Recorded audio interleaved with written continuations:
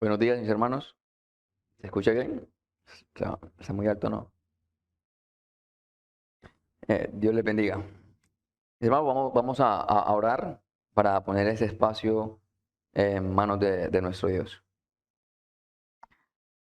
Padre que estás en los cielos, delante de ti estamos, oh Dios, para darte gloria, honra y alabanza, porque tú eres bueno, Dios, en gran manera. Te pedimos, oh Dios, que en ese espacio de escuela dominical seas tú iluminando nuestro entendimiento y nuestros corazones de una manera o de tal manera que podamos entender aquellas verdades que tú has decidido comunicarnos en el día de hoy. Te pedimos, oh Dios, que podamos ver la grandeza de tu obra y el control que tú tienes sobre tu creación, hasta el punto de dirigir las cosas hacia donde te has dispuesto en ti mismo llevarlas. Que cada enseñanza que recibamos nos permita conocerte mejor y así rendirte la mejor alabanza a tu nombre. Esto te lo rogamos en Cristo Jesús nuestro Señor. Amén.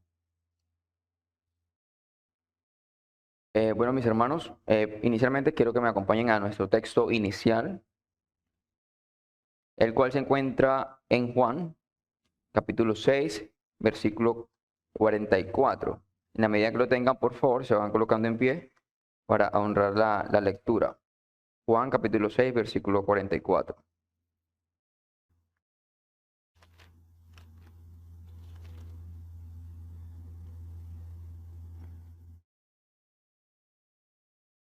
Dice el Señor en su palabra: ninguno, y esto es preciso, ninguno puede venir a mí si el Padre que me envió no le trajere, y yo le resucitaré en el día postrero. Pueden sentarse, mis hermanos.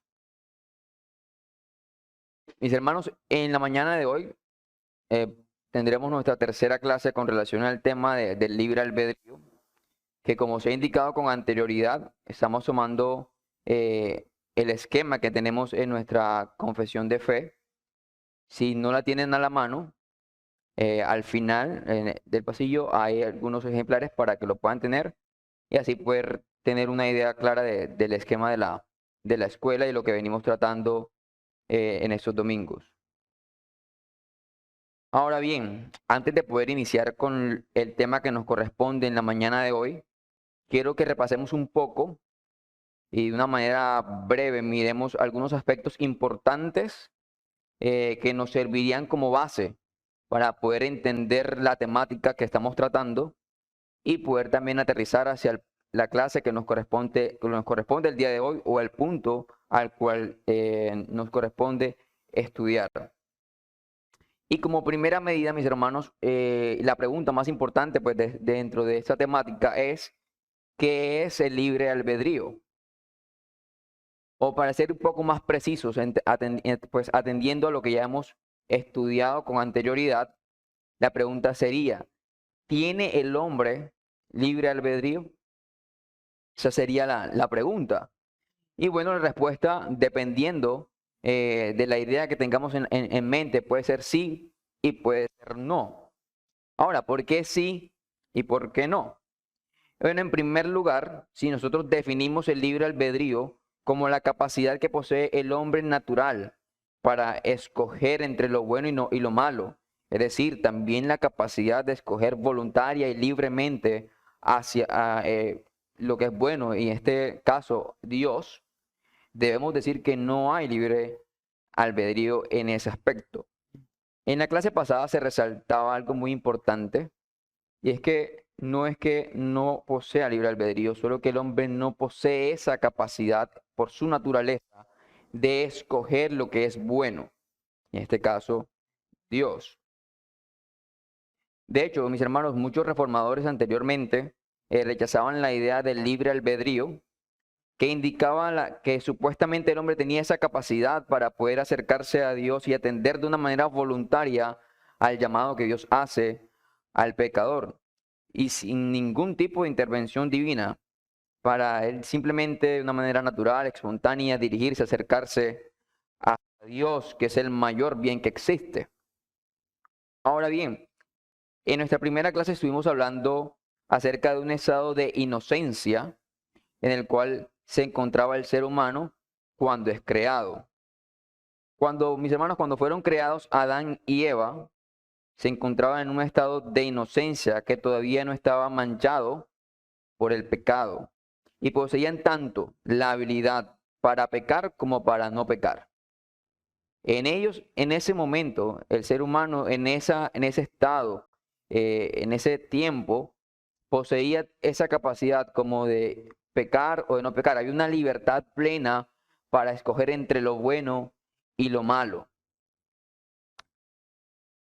Ahora, esta era la condición natural que poseían y que muchos han llamado la justicia original. Podríamos decir que había armonía en las facultades humanas, tanto así que la mente, la voluntad, los afectos, cada aspecto, mis hermanos, del ser humano eran rectos y sumisos a Dios y a sus preceptos. Bien. Cabe añadir que es importante recordar que cuando el hombre es creado, se dice que es creado a imagen de Dios.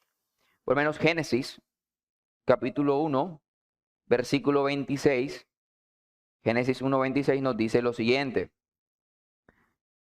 Entonces dijo Dios, hagamos al hombre a nuestra imagen, conforme a nuestra semejanza, y señoree en los peces del mar, en las aves de los cielos, y en las bestias, y en toda la tierra, y en todo animal que es sobre la tierra.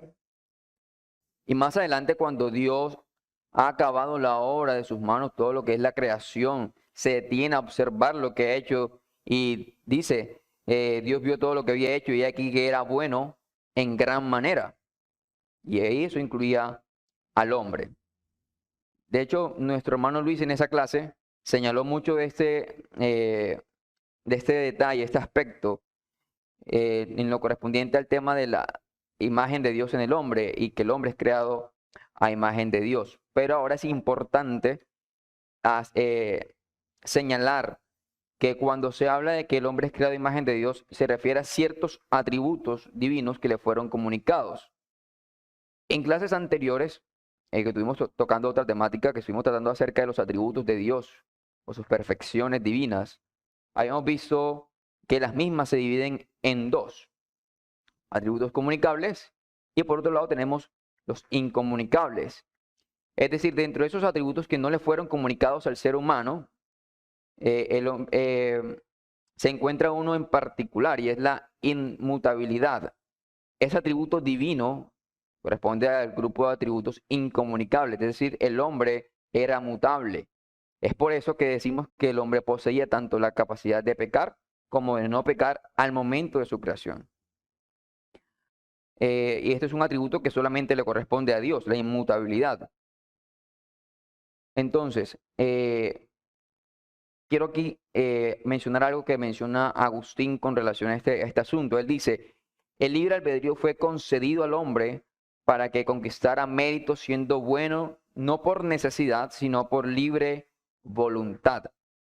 Además, dice él, es soporte de todo el orden moral, el principio esencial de un mundo de valores superiores y, por consiguiente, un gran bien, pero a la vez supone la facultad de elegir el mal, es decir, la facultad de caer, que es una imperfección de la voluntad humana.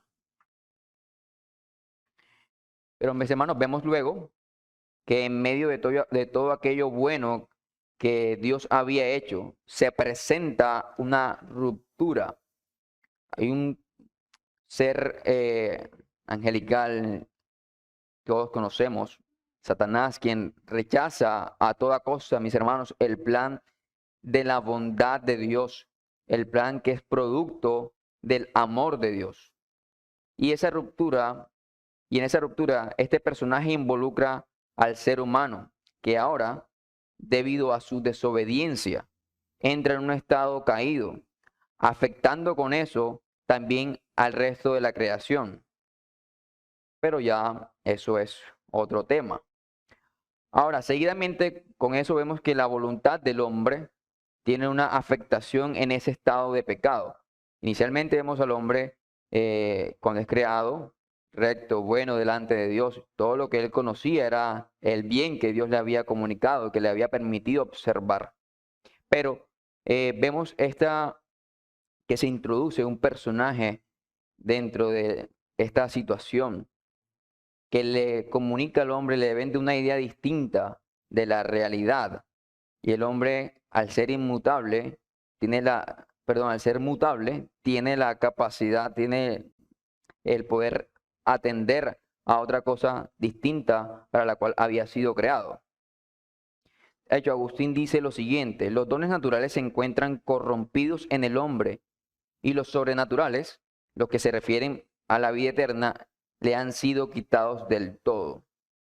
La voluntad del hombre, mis hermanos, debido a su extravío, a su desobediencia, ha sido afectada de tal manera que, dice Agustín, los dones naturales se encuentran primero, los dones naturales se encuentran corrompidos en el hombre, y los sobrenaturales que tienen que ver con la vida eterna, él dice, le han sido quitados del todo.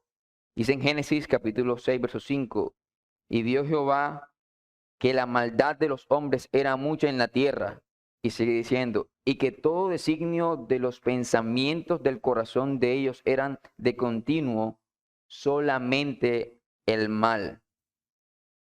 Mis hermanos, ese fue el asunto que estuvimos tratando o que se estuvo tratando la clase pasada.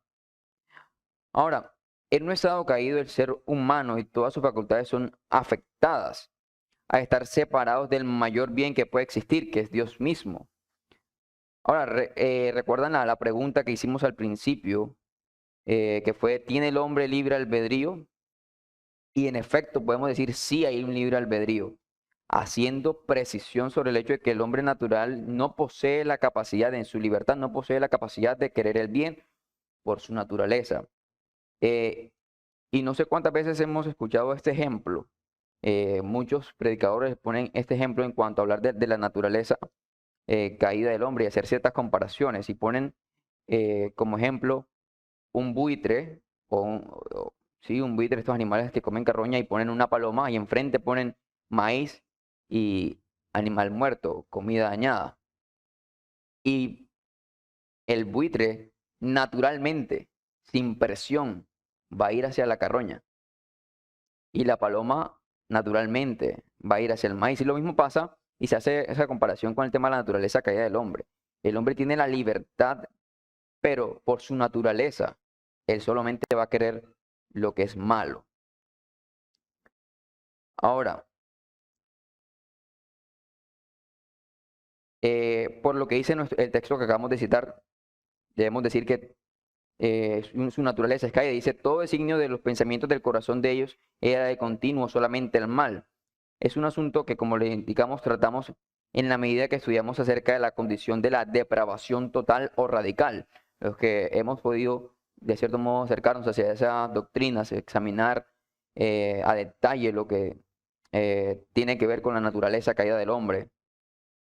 Así que debemos, mis hermanos, tener en cuenta esta pequeña distinción, que el hombre, después de su corrupción por su caída, peca voluntariamente, no forzado ni violentado, voluntariamente, en virtud de una inclinación muy acentuada a pecar, y no por fuerza, no es forzado de ninguna manera, por un movimiento de su misma concupiscencia, no porque otro le involucre a ello, y sin embargo, que su naturaleza es tan perversa que no puede ser inducido ni encaminado más que al mal, sino, si esto es verdad, evidentemente está sometido a la necesidad de pecar. Mis hermanos, al hablar del estado caído del hombre, que fue la clase que estuvimos anteriormente, debemos simplemente aterrizar en el hecho de, bueno, aquí resolvemos la pregunta inicial.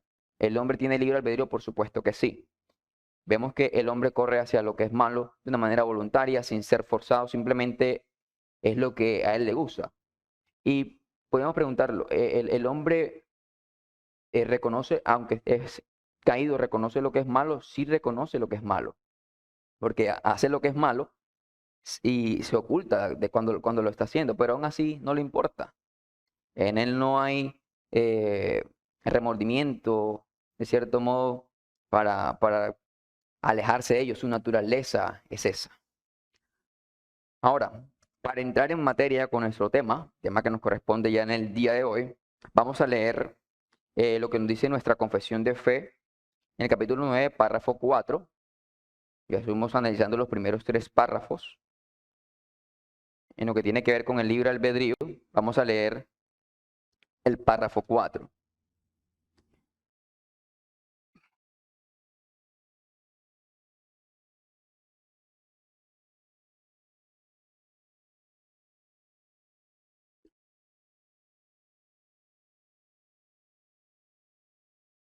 Ya vimos inicialmente un estado de inocencia.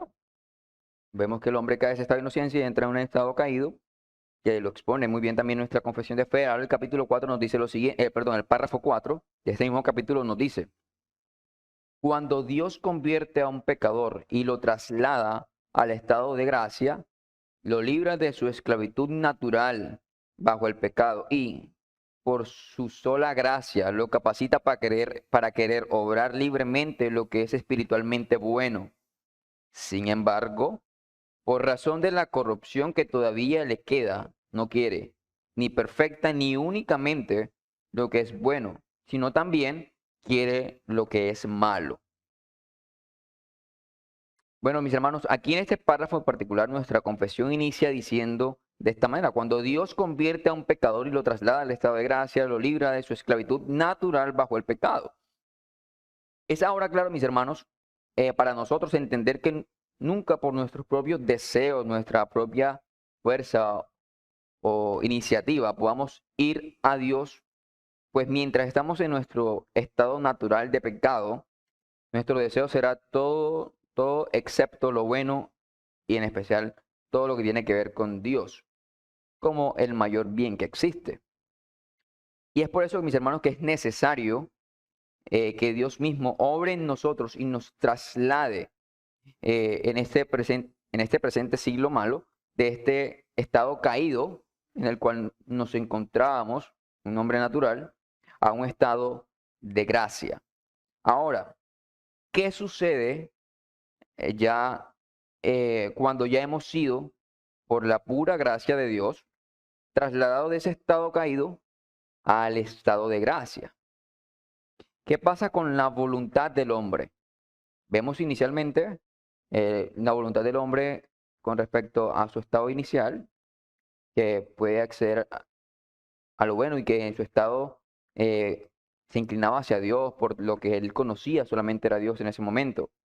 Luego en su estado caído, su voluntad cambia radicalmente hasta el punto de solamente querer lo malo. Ahora, ¿qué pasa en este estado de gracia?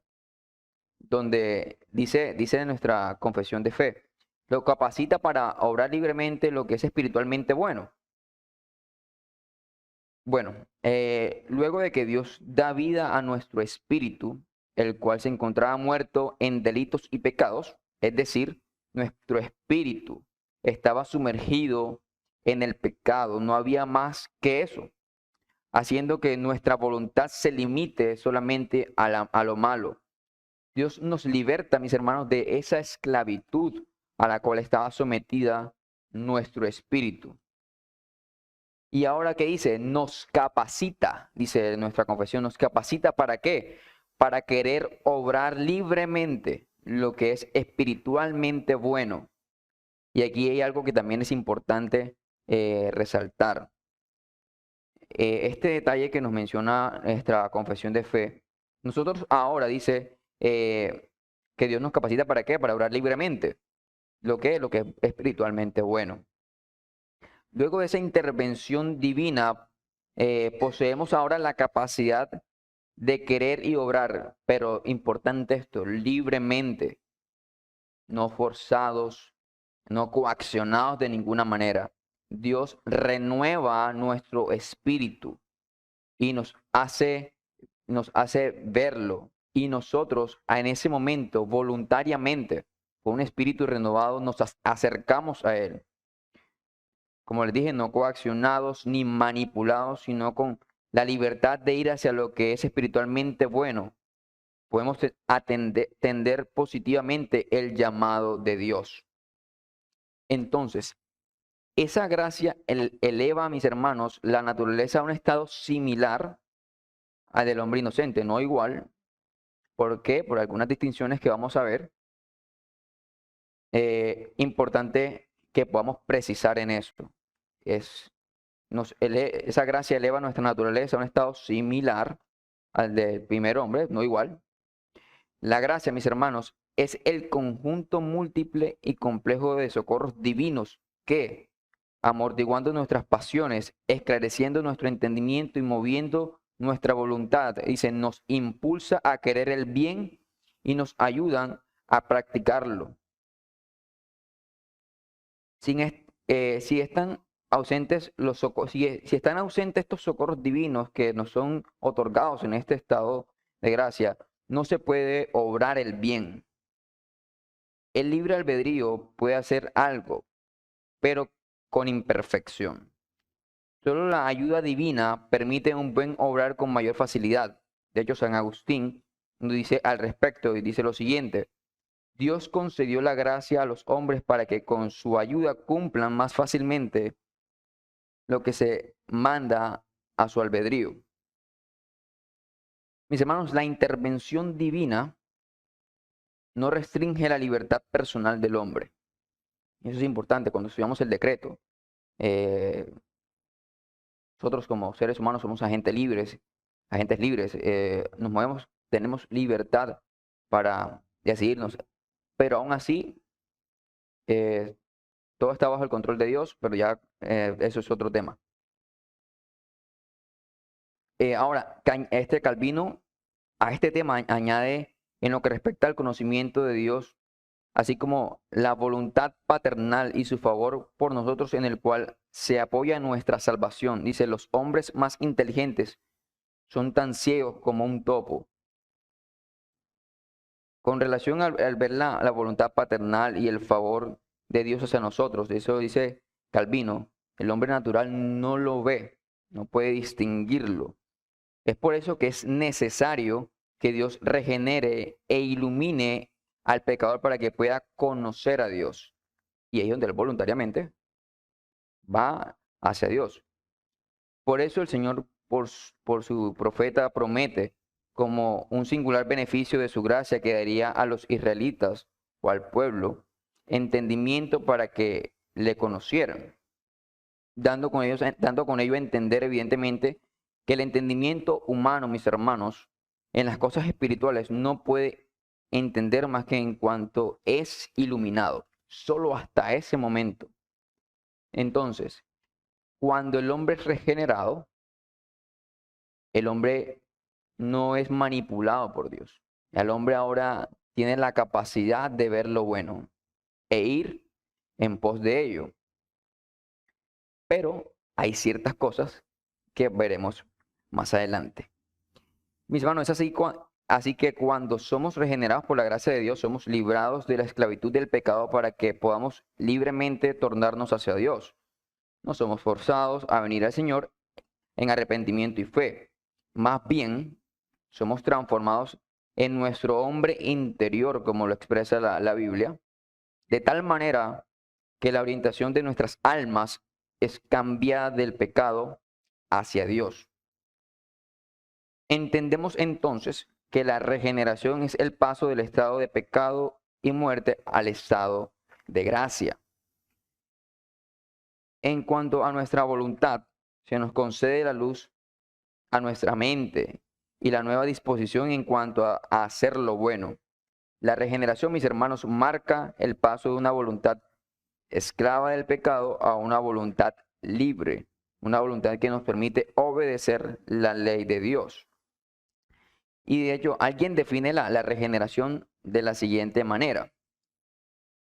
Dice, una obra, hablando de la regeneración, dice que es una obra de Dios por la cual Él cambia tal disposición maligna en una que se deleita en la ley y los preceptos de Dios, resultando en la resurrección espiritual. Regeneración es la transformación drástica y permanente en el nivel más profundo de la personalidad y del intelecto de una persona, que puede ser llamada reconstrucción radical. Ahora, La Biblia nos habla de la regeneración en términos de reemplazo de cualidades. Hablando la Escritura con relación a este asunto, utiliza ciertas expresiones que tratan con ciertas cualidades. Dice en algunos textos, despojaos del viejo hombre y vestíos del nuevo hombre. Lo vemos en Efesios. Habla de un cambio a una naturaleza nueva. Cuando nos dice, y nueva criatura es. También nos habla de un nacimiento espiritual. Por lo menos Efesios, Juan 3:5, también Efesios, Colosenses, son textos que nos hablan acerca de la relación entre la regeneración y la imagen de Dios en el hombre.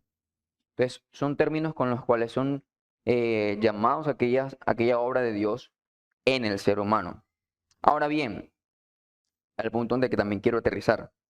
A pesar de eso, es importante señalar que este presente siglo malo existe un conflicto en nuestra naturaleza y nuestra confesión sigue diciendo, después de haber hablado de la regeneración y todos los beneficios que trae con ella, el poder ya nosotros acercarnos a hacer el bien y deleitarnos en ello, dice nuestra confesión, sin embargo, por razón de la corrupción que todavía le queda, hablando del ser del hombre,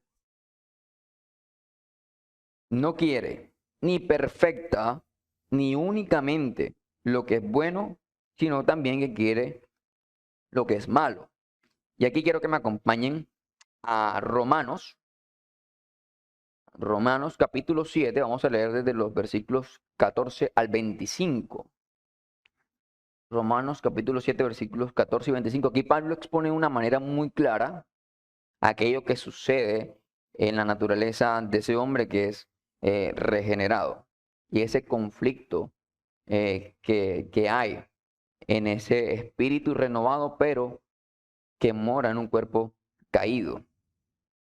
Dice Pablo, Romanos capítulo 7, versículo 14 al 25, porque sabemos que la ley es espiritual, mas yo soy carnal, vendido al pecado. Por lo que hago, no lo entiendo, pues no hago lo que quiero, sino lo que aborrezco, eso hago. Y si lo que no quiero, esto hago, apruebo que la ley es buena. De manera que ya no soy yo quien hace aquello, sino el pecado que mora en mí. Yo sé que en mí, esto es, en mi carne, no mora el bien, porque el querer el bien está en mí, pero no el hacerlo. Porque no hago el bien que quiero, sino el mal que no quiero, eso hago. Y si hago lo que no quiero, ya no lo hago yo, sino el pecado que mora en mí. Así que queriendo yo hacer el bien, hallo esta ley, que el mal está en mí, porque según el hombre interior me deleito en la ley de Dios, pero veo otra ley en mis miembros, que se revela contra la ley de mi mente y que me lleva cautivo la ley del pecado que está en mis miembros. Miserable de mí, ¿quién me librará de ese cuerpo de muerte? Gracias doy a Dios por Jesucristo nuestro Señor. Así que yo mismo con la mente sirvo la ley de Dios, mas con la carne a la ley del pecado. Mis hermanos, un texto muy claro que trata este asunto en particular.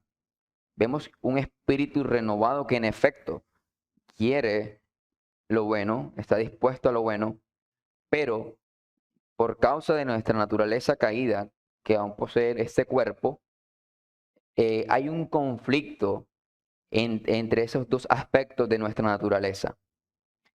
Tenemos por un lado que nuestro hombre interior es transformado por la obra de Dios en nosotros, volviendo, mis hermanos, nuestra voluntad a Dios, su ley y todo bien espiritual. Pero aún así, de este lado de la eternidad, nuestros miembros siguen sujetos a pasiones que son contrarias a nuestro espíritu. Entonces vemos un conflicto en nuestra voluntad. Mis hermanos, el cristiano verdadero tiene en su vida dos luchas. Y aquí resulta práctico hacer un par de preguntas. ¿Cuál de ellas dominará. Podemos decir que ganará aquella área de nuestra vida que esté alimentada. ¿A qué área de nuestra vida estamos alimentando mejor? Mis hermanos, todo cristiano pasa esta lucha diaria de poder entregar su vida al dominio del espíritu o al dominio de la carne. Como dice el apóstol Pablo en este texto que acabamos de citar, porque lo que hago no lo entiendo, pues no hago lo que quiero, sino lo que aborrezco, esto hago. Mis hermanos, no debemos dejarnos vencer por la naturaleza carnal, debemos luchar cada día sin olvidar que es una fuerza interna además de externa. Estas fuerzas unidas son capaces de alejarnos de Dios, pero no siempre debemos de echar la culpa a Satanás cuando pecamos, porque generalmente es nuestra propia pecaminosidad, nuestra negligencia. Y debemos echar mano de aquello de lo cual Dios nos ha provisto, que son esos medios de gracia, que fortalecen aquel aspecto que ha sido renovado en nosotros, que es nuestro espíritu. En la medida en que nosotros descuidamos ese aspecto de nuestra nueva naturaleza, mis hermanos, somos muy susceptibles al pecado. Y es importante siempre tener en cuenta, hermanos, que esto es una lucha diaria del creyente, que todo creyente va a experimentar en la medida en que nuestro espíritu renovado está en este cuerpo que aún está caído. En Gálatas capítulo 5, versículo 17 dice, porque el deseo de la carne, dice, es contra el espíritu, y el del espíritu contra la carne. Estos, dice, se oponen entre sí para que no hagáis lo que quisierais. Vemos entonces en este estado de gracia, mis hermanos, en que nuestra voluntad tiene aspectos de ese estado inicial, pero por causa de este cuerpo caído, hay un conflicto, un choque entre estos dos aspectos de nuestra naturaleza. Mis hermanos, la lucha de cada cristiano es similar. Luchamos contra el pecado que busca sacarnos de la carrera y hasta llevarnos a la muerte, porque dice la Escritura que Satanás vino a robar, destruir y matar. Pero debemos estar conscientes que el Espíritu Santo mora en nosotros, un gran don que nos ha sido dado por parte de Dios en la regeneración, el cual dice nos lleva nuevamente a buscar a quien nos dio vida nueva, y ese es nuestro Dios. Romanos también habla y dice que ahora pues ninguna condenación hay para los que están en Cristo Jesús, los que no andan conforme a la carne, sino conforme al Espíritu. Mis hermanos, nosotros debemos de ser de Dios y pensar en las cosas de Dios, pues quien no es de Dios solo piensa en las cosas carnales, porque los que son de la carne también piensan solamente en las cosas que son de la carne. Es decir, quien entregó su vida a Cristo tiene una vieja naturaleza, la del pecado, y recibe una nueva naturaleza, la del Espíritu. En cuanto a la pasada manera de vivir, dice Pablo, despojaos del viejo hombre que está viciado conforme a los deseos engañosos. Dice, y renovaos en el espíritu de vuestra mente y vestíos del nuevo hombre. Dice, creados según Dios en justicia y santidad de la verdad. Pasada nuestra pasada manera de vivir o vieja naturaleza, la naturaleza y el viejo hombre y el nuevo hombre. Estas expresiones son muy comunes para referirse al hombre ya regenerado, ese viejo hombre que aún está en nosotros, esa remanente de pecado que está en nosotros. Bueno, mis hermanos, el tiempo se me está acabando. Y antes quiero citar una frase de Martín Lutero. Y al final, para poder terminar con la clase y pasar el espacio de preguntas y aportes. Dice Martín Lutero, abro comillas, pensé que el viejo hombre había muerto en las aguas del bautismo, pero descubrí que el infeliz sabía nadar y ahora tengo que matarlo todos los días. Que Dios nos ayude, mis hermanos. Vamos a orar y tenemos un espacio de preguntas y aportes. Padre que estás en los cielos, te damos muchísimas gracias por tu bondad, tu misericordia, porque tú nos has permitido estar en este lugar, estar expuestos a tu palabra, a enseñarnos, a instruirnos en tu verdad, a hacernos crecer en ella. Qué gran privilegio Dios nos has otorgado en esta mañana. Te rogamos, oh Dios, que estas palabras, esta enseñanza quede grabada en nuestros corazones y podamos entender tu obra maravillosa en nosotros. Todo eso, oh Dios, te lo rogamos en Cristo Jesús y para tu gloria. Amén. Bueno, mis hermanos, tenemos un espacio de aportes y preguntas. Ojalá sean aportes. A ver, no hay preguntas, no hay aportes. Entonces, ok, mi hermanita tiene una pregunta.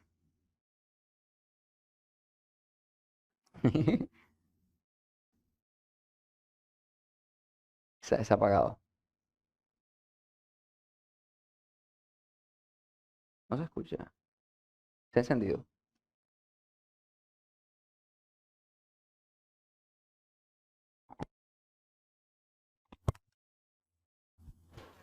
Buenos días. Buenos días. La pregunta mía es acerca de el ladrón que murió al lado de la cruz con nuestro Señor Jesucristo. Ok. Él transgredió la ley, pero la pregunta mía es si él fue predestinado o salvo por fe siendo el transgresor. Y la segunda pregunta es si una persona en el hecho de muerte puede arrepentirse y recibir a Cristo, ¿esa persona será que es salva por gracia o por fe? En efecto, bueno, las dos preguntas tienen el mismo sentido. Con relación al tema de ese ladrón que estaba en la cruz, debemos decir que sí, en efecto, él fue salvo por la fe en Jesucristo. Él reconoce a Jesucristo como Dios, estando en una condición que está. Y en la medida en que él reconoce a Dios o a Jesucristo como Dios, él es salvo. De hecho, Jesucristo le da una promesa y dice, de cierto estarás conmigo en el paraíso. Ahí hay una promesa de salvación para él y no hay ninguna obra sino la obra de Cristo. Somos salvos por medio de Jesucristo, en la medida en que nos acercamos a Él en arrepentimiento y fe y creemos en Él. Lo mismo en el caso que usted plantea con relación al estar en el lecho de muerte, la manera en que Dios salva al pecador es un asunto que compete a Él, la manera en que lo hace, la multiforme gracia de Dios se expresa de maneras que no son muchas veces extrañas. Obviamente Dios ha establecido la manera en cómo llama a los pecadores, es a través de la predicación. Pero hay excepciones que ya le competen solamente a Dios. Pero en efecto, una persona que se arrepiente, si está dentro de los escogidos de Dios, porque en efecto debemos tener siempre presente, hay una elección de Dios. Si estaba predestinado para salvación, de algún modo Dios iba a conseguir atraerlo a Él. El pastor Pedro. Un aporte a la pregunta y pues ante todo darte gracias por la que nos regalar. Pues el aporte que quiero hacer es precisamente porque la pregunta, pues fácilmente uno sabe que todo escogido o todo predestinado va a llegar al Señor en el momento en que el Señor lo ha establecido también. Recordemos que el Señor no solo escoge a personas, sino que escoge los medios de cómo va esa persona a llegar a ser convertido. Incluso establece una fecha exacta en que esa persona va a creer en Jesús. Entonces, ahí pues las preguntas, las dos, que son como tal una sola, pues podremos darle una respuesta clara y así como en la narración de la cruz, va a suceder con cualquiera que el Señor ha escogido y que ha establecido que va a creer, va a recibir el don del arrepentimiento y la fe justo antes de morir. Nosotros puede que nunca hayamos visto a esa persona de pronto en lo más mínimo pensar en el Señor o mostrar al Señor, pero si está dentro de los escogidos, al igual que el bandido en la cruz, quien estaba ahí precisamente por haber sido ladrón y debió ser uno de los ladrones más reconocidos, estaba sufriendo la peor condena que podía recibir cualquier persona en esa época. Sin embargo, el Señor le dice, como muy bien lo dijo el hermano Kelvin, hoy mismo estarás conmigo. O sea, hay una seguridad de salvación. Así es. Y eso tiene mucho que decir del alcance del perdón de nuestro Señor Jesucristo. Y que no tiene en cuenta qué tan grande sea nuestro pecado. Su obra, la obra de expiación que hace por el pecador es suficiente para cubrir, para quitar todo pecado.